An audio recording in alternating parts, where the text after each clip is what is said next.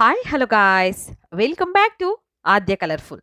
ನಾನು ಸುಮಾ. ಫ್ರೆಂಡ್ಸ್, ಇವತ್ತಿನ ವಿಡಿಯೋದಲ್ಲಿ ಈ ಬೇಸಿಗೆಗೆ ತಂಪಾಗಿರುವಂತಹ ಐಸ್ ಕ್ರೀಮನ್ನು ಮನೆಯಲ್ಲಿಯೇ ಹೇಗೆ ಮಾಡ್ಕೊಳ್ಳೋದು ಅಂತ ತಿಳಿಸ್ಕೊಡ್ತಾ ಇದ್ದೀನಿ. ಫ್ರೆಂಡ್ಸ್, ನೀವ್ಯಾರಾದ್ರೂ ಫಸ್ಟ್ ಟೈಮ್ ನನ್ನ ಚಾನಲ್ಗೆ ವಿಸಿಟ್ ಮಾಡಿದರೆ ಪ್ಲೀಸ್ ನನ್ನ ಚಾನಲ್ನ ಸಬ್ಸ್ಕ್ರೈಬ್ ಮಾಡ್ಕೊಳ್ಳಿ, ಹಾಗೆ ಲೈಕ್ ಮಾಡಿ ಮತ್ತು ಶೇರ್ ಮಾಡಿ. ಫ್ರೆಂಡ್ಸ್, ಈ ಒಂದು ಐಸ್ ಕ್ರೀಮ್ ಮಾಡೋದಕ್ಕೆ ಮೊದಲನೇದಾಗಿ ನಾನು ಒಂದು ಬೌಲಿಗೆ ಒಂದು 2 ಟೇಬಲ್ ಸ್ಪೂನ್ ಆಗುವಷ್ಟು ಕಸ್ಟರ್ಡ್ ಪೌಡರ್ನ ಹಾಕ್ಕೊಳ್ತಾ ಇದ್ದೀನಿ. ಸೊ ಕಸ್ಟರ್ಡ್ ಪೌಡರ್ನ ಹೇಗೆ ಮನೆಯಲ್ಲೇ ಮಾಡ್ಕೊಳ್ಳೋದು ಅಂತ ಆಲ್ರೆಡಿ ನಾನು ವಿಡಿಯೋನ ಶೇರ್ ಮಾಡಿದ್ದೀನಿ. ಸೊ ದಯವಿಟ್ಟು ಚಾನಲಲ್ಲಿದೆ, ಚೆಕ್ ಮಾಡಿ ಫ್ರೆಂಡ್ಸ್. ಆ ರೀತಿ ನೀವು ಮನೆಯಲ್ಲಿಯೇ ಕಸ್ಟರ್ಡ್ ಪೌಡರ್ನ ತಯಾರಿಸ್ಕೋಬೋದು. ನಂತರ ಈ ಪೌಡರ್ಗೆ ನಾನು ಹಾಲನ್ನು ಹಾಕ್ಕೊಳ್ತಾ ಇದ್ದೀನಿ. ನೋಡ್ಬೋದು, ಹಾಲನ್ನು ಹಾಕಿ ಇವಾಗ ಇದನ್ನು ಮಿಕ್ಸ್ ಮಾಡ್ಕೊಳ್ಳೋಣ. ಸೊ ನಾನು ಇವತ್ತು ತಿಳಿಸ್ತಾ ಇರೋವಂತಹ ಒಂದು ಐಸ್ ಕ್ರೀಮ್ ಕಸ್ಟರ್ಡ್ ಪೌಡರ್ನ ಉಪಯೋಗಿಸಿ ಮಾಡುವಂತಹ ಐಸ್ ಕ್ರೀಮ್. ಇದಕ್ಕೆ ನಮಗೆ ಬ್ಲೆಂಡರ್ ಬೇಕಾಗೋದಿಲ್ಲ. ಹಾಗೆ ನಾವು ಮನೆಯಲ್ಲಿರುವಂತಹ ಇಂಗ್ರೀಡಿಯೆಂಟ್ಸ್ನ ಉಪಯೋಗಿಸಿ ಕೇವಲ ಅರ್ಧ ಲೀಟರ್ ಹಾಲಿದ್ರೆ ಸಾಕು, ನೀವು ಐಸ್ ಕ್ರೀಮನ್ನು ಮಾಡ್ಬೋದು.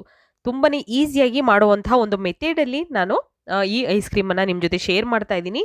ಸೊ ನೋಡ್ಬೋದು, ಇವಾಗ ಇದನ್ನು ಹಾಲು ಮತ್ತು ಕಸ್ಟರ್ಡ್ ಪೌಡರ್ ಎರಡು ಚೆನ್ನಾಗಿ ಮಿಕ್ಸ್ ಆಗೋ ಥರ ಮಿಕ್ಸ್ ಮಾಡಿದ್ದೀನಿ. ನಂತರ ಇಲ್ಲಿ ಒಂದು ಅರ್ಧ ಲೀಟರ್ ಆಗೋಷ್ಟು ಹಾಲನ್ನು ನಾನು ಒಂದು ಪ್ಯಾನಿಗೆ ಹಾಕಿ ಆಗಲೇ ನಾನು ಸ್ಟವ್ ಮೇಲೆ ಇಟ್ಟಿದ್ದೀನಿ. ಈಗ ಸ್ಟವ್ನ ಲೋ ಫ್ಲೇಮಲ್ಲಿ ನಾವು ಇಟ್ಕೊಂಡು ಈ ಹಾಲನ್ನು ಕುದಿಸ್ಕೊಳ್ಬೇಕಾಗುತ್ತೆ. ಸೊ ಹಾಲು ಒಂದು ಕುದಿ ಬರೋವರೆಗೂ ನಾವು ಇದನ್ನು ಕುದಿಸ್ಕೊಳ್ಳೋಣ. ನಂತರ ಇಲ್ಲಿ ಸಕ್ಕರೆ ಹಾಕ್ಕೊಳ್ತಾ ಇದ್ದೀನಿ. ಒಂದು ಮುಕ್ಕಾಲು ಬೌಲ್ ಆಗುವಷ್ಟು ಸಕ್ಕರೆ ತಗೋತಾ ಇದ್ದೀನಿ. ಸೊ ನಿಮ್ಮ ರುಚಿಗೆ ಅನುಗುಣವಾಗಿ ನೀವು ಸಕ್ಕರೆನ ಉಪಯೋಗಿಸ್ಬೋದು. ನೋಡಿ, ಈಗ ಸಕ್ಕರೆ ಮತ್ತು ಹಾಲು ಎರಡು ಕೂಡ ಚೆನ್ನಾಗಿ ಮಿಕ್ಸ್ ಆಗಲಿ.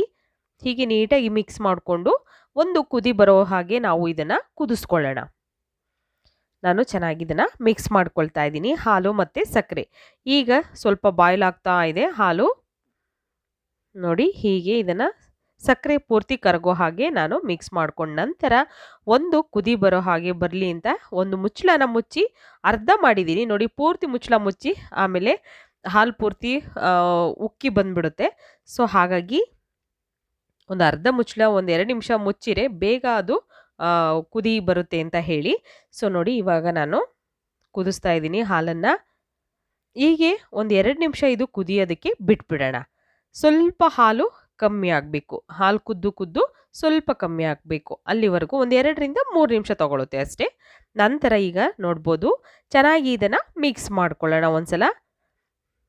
ನೋಡಿ, ಈ ಥರ ಇದು ಕೆನೆ ಕಟ್ತಾ ಇರುತ್ತೆ.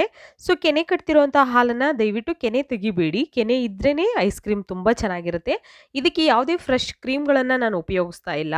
ಹಾಗೆ ಹಾಲಿನ ಕೆನೆ ಇದ್ದರೂ ಅದನ್ನು ಕೂಡ ಉಪಯೋಗಿಸ್ದಲೇ ನಾವು ಡೈರೆಕ್ಟಾಗಿ ಬರೀ ಹಾಲಿನಲ್ಲೇ ಮಾಡುವಂತಹ ಒಂದು ಐಸ್ ಕ್ರೀಮನ್ನು ನಿಮ್ಮ ಜೊತೆ ಶೇರ್ ಮಾಡ್ತಾ ಇದ್ದೀನಿ. ಇವಾಗ ಕಸ್ಟರ್ಡ್ ಪೌಡರ್ನ ಮಿಕ್ಸ್ ಮಾಡಿರೋವಂತಹ ಒಂದು ಹಾಲಿದೆಯಲ್ಲ, ಸೊ ಇದನ್ನು ಇವಾಗ ನಾವು ಹಾಕ್ಕೊಳ್ಳೋಣ. ಈ ಹಾಲಿಗೆ ಹಾಕಬೇಕಾದ್ರೆ ನಾವು ಸ್ಟವ್ನ ಲೋ ಫ್ಲೇಮಲ್ಲೇ ಇಟ್ಕೋಬೇಕು, ಹಾಗೆ ಮಿಕ್ಸ್ ಮಾಡ್ತಾನೆ ಇರಬೇಕಾಗುತ್ತೆ. ಇಲ್ಲ ಅಂದರೆ ಗಂಟಾಗುವಂಥ ಚಾನ್ಸಸ್ ಇರುತ್ತೆ. ಸೊ ನೋಡಿ, ಇವಾಗ ನಾನು ಕಸ್ಟರ್ಡ್ ಕ್ರೀಮನ್ನು ಹಾಕ್ಕೊಳ್ತಾ ಇದ್ದೀನಲ್ವಾ ಹಾಲನ್ನು, ಆಗ ನೋಡಿ ಹೀಗೇ ಮಿಕ್ಸ್ ಮಾಡ್ತಾ ಇರಿ, ಇಲ್ಲ ಅಂದರೆ ಗಂಟಾಗ್ಬಿಡುತ್ತೆ. ಸೊ ಈ ರೀತಿ ನಾನು ಇದನ್ನು ಹಾಕ್ಕೊಳ್ತಾ ಚೆನ್ನಾಗಿ ಮಿಕ್ಸ್ ಮಾಡ್ಕೊಳ್ತಾ ಇದ್ದೀನಿ. ಮಿಕ್ಸ್ ಮಾಡ್ತಾನೆ ಇರಬೇಕು ನೀವು, ಖಂಡಿತ ಇದೊಂದು ಕುದಿ ಬರೋವರೆಗೂ ಮಿಕ್ಸ್ ಮಾಡ್ತಾನೆ ಇರಬೇಕು. ಇಲ್ಲ ಅಂತಂದರೆ ಅಲ್ಲಲ್ಲಿ ಗಂಟಾಗ್ಬಿಡುತ್ತೆ. ನೋಡಿ, ಈಗ ಸ್ವಲ್ಪ ಹಾಲು ಗಟ್ಟಿ ಆಗ್ತಾ ಬರುತ್ತೆ. ನಿಮ್ಮ ಹತ್ರ ಕಸ್ಟರ್ಡ್ ಪೌಡರ್ ಇಲ್ಲ ಅನ್ನೋದಾದರೆ ನೀವು ಇಲ್ಲಿ ಬರೀ ಕಾರ್ನ್ಫ್ಲೋರ್ನ ಉಪಯೋಗಿಸಿ ಕೂಡ ಮಾಡಬಹುದು. ಸೊ ಅದು ಟೇಸ್ಟು ಚೇಂಜ್ ಆಗುತ್ತೆ. ಓಕೆ, ಅದನ್ನು ಹೇಗೆ ನೀವು ಮನೆಯಲ್ಲಿ ಐಸ್ ಕ್ರೀಮ್ನ ಹೇಗೆ ಮಾಡ್ಕೊಳ್ಳೋದು ಅನ್ನೋದಾದರೆ ಖಂಡಿತ ನನಗೆ ಕಾಮೆಂಟ್ ಸೆಕ್ಷನಲ್ಲಿ ತಿಳಿಸಿ. ನಾನು ಖಂಡಿತ ಆ ವಿಡಿಯೋನು ಕೂಡ ನಿಮ್ಮ ಜೊತೆ ಶೇರ್ ಮಾಡ್ತೀನಿ. ನೋಡಿ, ಇವಾಗ ನಾನು ಕಸ್ಟರ್ಡ್ ಪೌಡರ್ ಹಾಕಿರುವಂತಹ ಒಂದು ಹಾಲು ಮತ್ತು ಹಾಲಲ್ಲಿ ಕುದಿಸಿರೋಂಥ ಹಾಲು ಎರಡನ್ನೂ ಕೂಡ ಮಿಕ್ಸ್ ಮಾಡ್ಕೊಂಡಿದ್ದೀನಿ. ಇವಾಗ ಎಷ್ಟು ಗಟ್ಟಿ ಆಗ್ತಾ ಇದೆ ಅಂತ ನೀವೇ ನೋಡ್ಬೋದು. ನೋಡಿ, ಈ ಥರ ಥಿಕ್ ಆಗಬೇಕು, ಹೀಗೆ ಗಟ್ಟಿ ಆಗ್ತಾ ಹೋಗಬೇಕು. ಸೊ ಇದು ಬಬಲ್ಸ್ ಬರೋ ಹಾಗೆ ಕುದಿ ಬರಬೇಕು. ಒಂದು ಕುದಿ ಬರೋವರೆಗೂ ಇದನ್ನು ನಾವು ಹೀಗೆ ಮಿಕ್ಸ್ ಮಾಡ್ಕೊಳ್ತಾ ಇರಬೇಕು. ಮಿಕ್ಸ್ ಮಾಡೋದ್ರಿಂದ ತುಂಬ ಸಾಫ್ಟಾಗಿ ತುಂಬ ಚೆನ್ನಾಗಾಗುತ್ತೆ ಈ ಒಂದು ಐಸ್ ಕ್ರೀಮ್. ನೀವು ಆಚೆಯಿಂದ ತಂದು ತಿನ್ನೋದೇ ಬೇಡ, ಖಂಡಿತ ರುಚಿಯಾಗಿರುವಂಥ ಐಸ್ ಕ್ರೀಮನ್ನು ಮನೆಯಲ್ಲಿಯೇ ಈ ರೀತಿ ನೀವು ತಯಾರಿಸ್ಕೊಳ್ಬೋದು. ನೋಡಿ, ಹೀಗೆ ಮಿಕ್ಸ್ ಮಾಡ್ಕೊಳ್ತಾ ಇದ್ದೀನಿ. ಇಲ್ಲೂ ಕೂಡ ಸ್ವಲ್ಪನೂ ಕೂಡ ಗಂಟಾಗಿಲ್ಲ, ನೋಡ್ಬೋದು ನೀವು. ನಾವು ಆ ಕಸ್ಟರ್ಡ್ ಹಾಲನ್ನು ಹಾಕಬೇಕಾದ್ರೆ ನಾವು ಇದನ್ನು ಚೆನ್ನಾಗಿ ಕಲಿಸ್ತಾ ಇದ್ರೆ ಖಂಡಿತ ಗಂಟಾಗೋದಿಲ್ಲ. ಇಲ್ಲ ಅಂದರೆ ಗಂಟಾಗುವಂಥ ಚಾನ್ಸಸ್ ಇರುತ್ತೆ. ಸಾಮಾನ್ಯವಾಗಿ ಈಗ ಬೇಸಿಗೆ ಕಾಲದಲ್ಲಿ ಎಲ್ಲರಿಗೂ ಕೂಡ ತಂಪಾಗಿರೋವಂಥದ್ದು, ತಣ್ಣಗಿರೋವಂಥದ್ದು ಕುಡಿಯೋಣ, ತಿನ್ನೋಣ ಅನಿಸ್ತಾ ಇರುತ್ತೆ. ನಾವು ಯಾವಾಗಲೂ ಆಚೆಯಿಂದನೇ ಐಸ್ ಕ್ರೀಮ್ಗಳನ್ನ ತಂದು ಮಕ್ಕಳಿಗೆ ಕೊಡ್ತಾ ಇರ್ತೀವಿ.